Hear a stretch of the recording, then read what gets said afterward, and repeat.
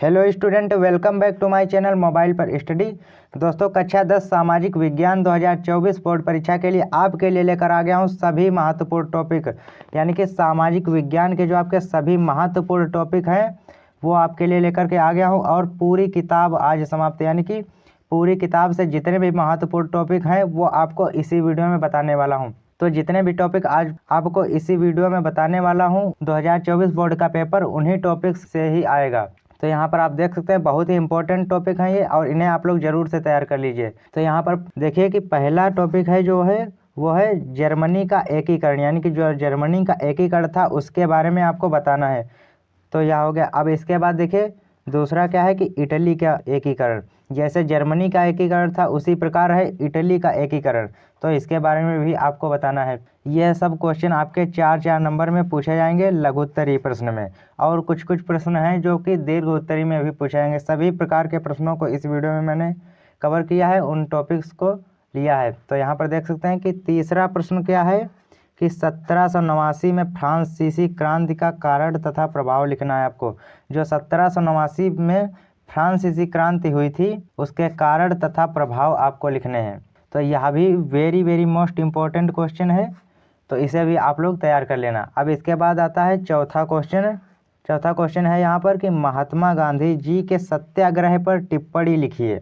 तो आपको यहाँ पर टिप्पणी लिखना है, यानी कि सत्याग्रह जो महात्मा गांधी जी ने सत्याग्रह आंदोलन चलाया था उस पर आपको टिप्पणी लिखना है। तो यह क्वेश्चन आएगा आपका 6 नंबर के लिए, क्योंकि इसमें आपको टिप्पणी लिखनी, पूरा उसके बारे में विधिवत बताना है सत्याग्रह आंदोलन के बारे में। तो इसके बारे में भी आपको बताना है, 6 नंबर में आएगा क्वेश्चन। तो यहाँ पर चौथा क्वेश्चन हो गया।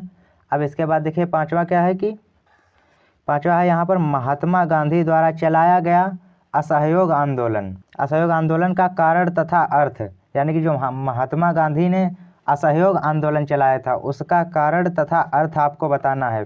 तो यह भी क्वेश्चन आपके 4 नंबर के लिए पूछा जाएगा। यह टॉपिक है, इससे रिलेटेड भी क्वेश्चन आ सकते हैं। जैसे कि यहाँ पर पूछा जा सकता है आपसे कि महात्मा गांधी द्वारा चलाया गया आंदोलन किस विषय पर था तथा यह किस लिए चलाया गया, किन स्थितियों में यह आंदोलन शुरू किया गया था। तो वो सभी चीज़ें आपको पूछी जा सकती हैं। तो आपको असहयोग आंदोलन के बारे में आपको पूरी तैयारी करनी है, तो इससे आपको एक क्वेश्चन बन सकते हैं। अब इसके बाद है छठा कि सविनय अवज्ञा आंदोलन। सविनय अवज्ञा आंदोलन की सीमाएं, इसके बारे में आपको बताना है। तो यह भी महात्मा गांधी जी का ही आंदोलन था। तो यहाँ पर जितने भी आंदोलन थे महात्मा गांधी जी के, वो आपको आंदोलन जरूर से तैयार कर लेने हैं। तो यहाँ पर देखिए सविनय अवज्ञा आंदोलन की सीमाएं आपको बतानी है। तो यह भी क्वेश्चन आपके 4 नंबर के लिए पूछा जाता है, और यह वेरी इंपॉर्टेंट क्वेश्चन है आपका। यह जरूर से हर साल बोर्ड एग्जाम में पूछा जाता है, तो इसे आप लोग जरूर से तैयार कर लेना, सविनय अवज्ञा आंदोलन। इसके बाद है सातवां क्वेश्चन। सातवां क्वेश्चन क्या है कि महामंदी के कारणों को लिखिए। महामंदी के कारणों को आपको यहाँ पर बताना है। तो यह भी बहुत ही इंपॉर्टेंट टॉपिक है, तो इसे भी आप लोग जरूर से तैयार कर लेना। अब इसके बाद है 8वां नंबर टॉपिक, ब्रेटन वुड्स संस्थान समझौता। जो ब्रेटन वुड्स का संस्थान का समझौता था उसे आपको बताना है। तो यह भी आप लोग तैयार कर लीजिए जरूर से। अब इसके बाद आता है 9वां क्वेश्चन, जैव तथा अजैव संसाधन। यह क्वेश्चन आपसे पूछा जाता है अंतर वाले प्रश्नों में। किसमें पूछा जाता है? अंतर, जो कहते हैं ना कि जैव तथा अजैव संसाधन में अंतर बताइए, तो उस तरीके को क्वेश्चन में यह पूछा जाता है, और यह आपके 4 नंबर के लिए पूछा जाता है, जैव तथा अजैव संसाधन। तो इसे आप लोग जरूर से तैयार कर लीजिए। इसके बाद है 10वां प्रश्न, पहाड़ी क्षेत्रों में मृदा अपरदन तथा रोकथाम। यानी कि जो पहाड़ी क्षेत्र होते हैं वहाँ मृदा अपरदन यानी कि मिट्टी का कटाव होता है वह, तो उसके रोकथाम बताना है आपको कि वह किस तरीके से रोका जा सकता है। तो यह भी आप लोग तैयार कर लेना। इसके बाद है 11वां प्रश्न, वो क्या है कि जैव विविधता क्या है, महत्व बताइए। यानी कि जैव विविधता क्या है इसके बारे में आपको बताना है, और इसके महत्व भी आपको बताना है। यह 4 नंबर के लिए आपका क्वेश्चन पूछा जाता है, और यह वेरी इंपॉर्टेंट क्वेश्चन है आपका। अब इसके बाद देखिए 12वां नंबर क्वेश्चन क्या है आपका कि मृदा अपरदन क्या है, कारण बताइए। तो मृदा अपरदन क्या है और इसके आपको कारण बताना है। तो यह भी क्वेश्चन आप लोग तैयार कर लीजिए, बहुत ही इंपॉर्टेंट क्वेश्चन है। तो यहाँ पर 12 टॉपिक हमारे जो हैं वो समाप्त हो चुके हैं। अब इसके बाद देखिए 13वां टॉपिक क्या है, वो यहाँ पर आप लोग देख सकते हैं। यहाँ पर 13वां प्रश्न है कि 3 राज्यों के नाम जहाँ काली मृदा पाई जाती है, कौन कौन सी फसल उगाई जाती है। यानी कि आप इसे समझिए कि 3 राज्यों के नाम आपको बताना है जहाँ काली मृदा का मतलब मिट्टी, यानी कि काली मिट्टी पाई जाती है, और कौन सी फसल उगाई जाती है। तो इसे आप लोग जरूर से तैयार कर लेना। यह आपका 3 से 4 नंबर में क्वेश्चन पूछा जाता है और यह बहुत ही इंपॉर्टेंट प्रश्न है। तो इसके बाद देखिए 14 नंबर क्वेश्चन है बहुउद्देशीय परियोजना के लाभ तथा हानि। यह तो बहुत ही इंपॉर्टेंट क्वेश्चन है क्योंकि यह आपके 6 नंबर में पूछा जाता है और यह दीर्घ उत्तरीय प्रश्न है। क्योंकि आप यहाँ पर देख सकते हैं कि इसे आप 3 हेडिंग्स में लिखेंगे। पहले तो आप बहुउद्देशीय परियोजना के बारे में बताएंगे, पहली हेडिंग यह रहेगी, और दूसरी हेडिंग यह रहेगी कि बहुउद्देशीय परियोजनाओं के लाभ, और तीसरी हेडिंग रहेगी कि बहुउद्देशीय परियोजनाओं की हानि। तो यहाँ पर आप 3 हेडिंग लिखेंगे और यह 6 नंबर के लिए क्वेश्चन आता है। तो यहाँ पर 14 नंबर क्वेश्चन भी हो गया। इसके बाद आता है 15वां क्वेश्चन कि भारतीय कृषि की कोई 3 विशेषताएं आपको बताना है। तो भारतीय कृषि की आपको 3 विशेषताएं बताना है, तो इसे भी आप लोग तैयार कर लीजिए। इसके बाद आता है 16 नंबर क्वेश्चन, चावल यानी कि जो धान होता है उसकी खेती के लिए उपयुक्त भौगोलिक परिस्थितियों का वर्णन कीजिए। जो चावल की खेती होती है उसके लिए उपयुक्त भौगोलिक परिस्थितियों का वर्णन कीजिए, यानी कि क्या क्या परिस्थितियां आती हैं, और भौगोलिक यानी कि किस मौसम में यह फसल उगाई जाती है और किस महीने में काटी जाती है, वो सभी जानकारी आपको इसमें लिखनी है। तो यह भी बहुत ही इंपॉर्टेंट है। अब इसके बाद देखिए 17वां नंबर क्वेश्चन कि कृषि की 3 प्रमुख समस्याओं का उल्लेख कीजिए। कृषि की कोई 3 समस्याओं का आपको उल्लेख करना है। तो यह क्वेश्चन भी आप लोग तैयार कर लीजिए। इसके बाद आता है 18वां नंबर क्वेश्चन, परंपरागत तथा गैर परंपरागत ऊर्जा संसाधन। यह आपसे 6 नंबर में क्वेश्चन पूछा जाता है, क्योंकि यहाँ पर देखिए परंपरागत ऊर्जा संसाधन के बारे में बताना है और गैर परंपरागत ऊर्जा संसाधन के बारे में भी बताना है। तो यह 6 नंबर के लिए पूछा जाता है। अब इसके बाद 19वां नंबर क्वेश्चन है कि ऊर्जा के गैर परंपरागत स्रोतों का वर्णन कीजिए।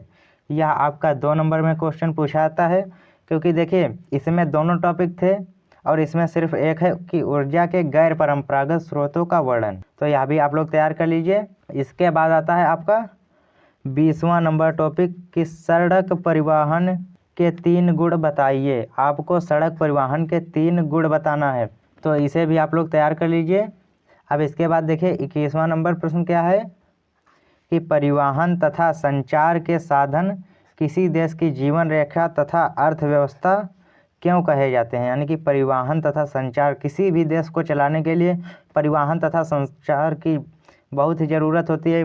तो परिवहन और संचार के साधन किसी देश की जीवन रेखा तथा अर्थव्यवस्था क्यों कहे जाते हैं, इसके बारे में आपको बताना है।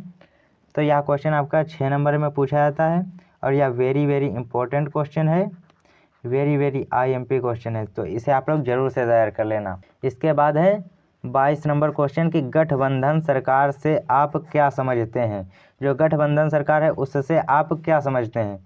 तो यह 22वां नंबर क्वेश्चन है, इसे भी आप लोग तैयार कर लेना। इसके बाद आता है क्वेश्चन नंबर 23। तो यहाँ पर 23 नंबर क्वेश्चन क्या है कि संघवाद क्या है, इसकी प्रमुख विशेषताएं लिखिए। संघवाद के बारे में आपको बताना है और इसकी जो प्रमुख विशेषताएं हैं इनको भी आपको बताना है। तो यह भी बहुत ही इंपॉर्टेंट प्रश्न है, इसे भी आप लोग तैयार कर लेना। तो यहाँ पर 23 टॉपिक हमारे कंप्लीट हो चुके हैं। अब इसके आगे देखिए 24वां नंबर टॉपिक है। यहाँ पर 24वां टॉपिक आप लोग यहाँ पर देख सकते हैं कि 1992 के संविधान संशोधन के पहले और बाद के स्थानीय शासन के 2 अंतर हैं। यानी कि जो 1992 के संविधान संशोधन के पहले और बाद के स्थानीय शासन के 2 अंतर बताइए। आपको 2 अंतर बताने हैं। तो यह क्वेश्चन आपसे 4 नंबर में पूछा जाता है और यह भी इम्पोर्टेंट क्वेश्चन है, यह भी बहुत ही इम्पोर्टेंट क्वेश्चन है। तो इसे भी आप लोग जरूर से तैयार कर लेना।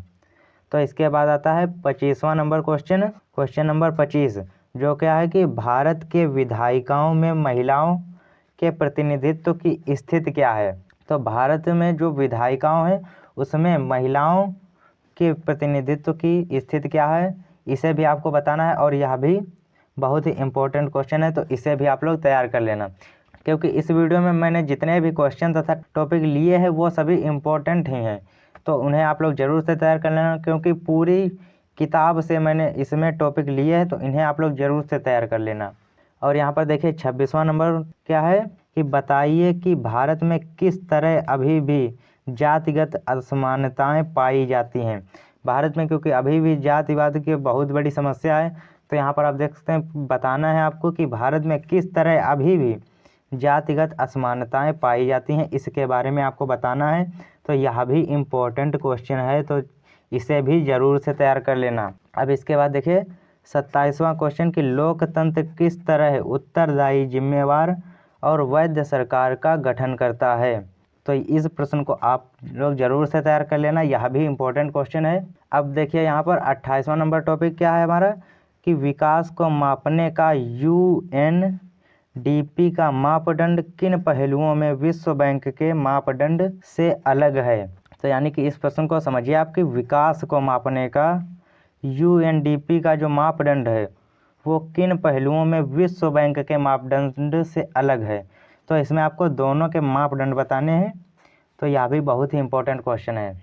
अब इसके बाद बढ़ते हैं 29वां नंबर टॉपिक क्या है कि लोकतंत्र के सम्मुख प्रमुख चुनौतियों का वर्णन कीजिए। जो लोकतंत्र है हमारा उसके सम्मुख कौन कौन सी चुनौतियां हैं और उनमें प्रमुख चुनौतियां, आपकी प्रमुख चुनौतियों का वर्णन करना है आपको। तो यह 4 नंबर में क्वेश्चन पूछा जाता है आपसे, और यह भी वेरी वेरी इंपॉर्टेंट क्वेश्चन है आपका, तो इसे आप लोग जरूर से तैयार कर लेना। अब इसके बाद है आपका 30वां नंबर टॉपिक संगठित कार्य से आप क्या समझते हैं। तो संगठित कार्य से आप लोग क्या समझते हैं इसे आपको बताना है, यह भी बहुत ही इंपॉर्टेंट क्वेश्चन है, इसे भी आप लोग तैयार कर लेना। इसके बाद है 31वां प्रश्न कि वैश्वीकरण से आप क्या समझते हैं। तो वैश्वीकरण जो शब्द है ये आप सुन रहे हैं कि वैश्वीकरण, इसे आपको जरूर से तैयार करना, क्योंकि पूरा चैप्टर ही है एक अर्थशास्त्र में कि वैश्वीकरण और भारत की अर्थव्यवस्था। तो वैश्वीकरण से आप क्या समझते हैं, और वैश्वीकरण के बारे में अलग अलग तरह से आपके प्रश्न पूछे जा सकते हैं। तो वैश्वीकरण के बारे में आपको बहुत ही अच्छे से तैयारी कर लेनी है। तो यह 31वां नंबर टॉपिक था। और यहाँ पर 32वां नंबर टॉपिक है कि ऐसे कारकों की चर्चा करें जिनमें उपभोक्ता का शोषण होता हो।